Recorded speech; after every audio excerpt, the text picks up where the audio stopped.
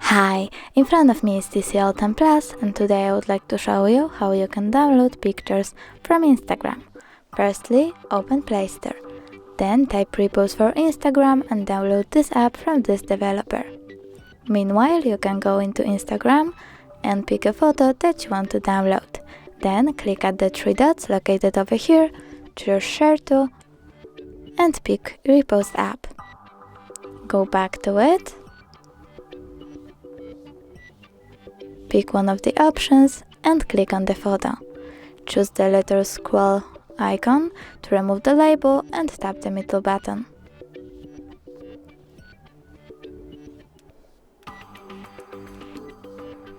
As you can see, my photo was successfully downloaded. Thanks so much for watching. If you enjoyed this video, smash that like button, comment and subscribe. Bye!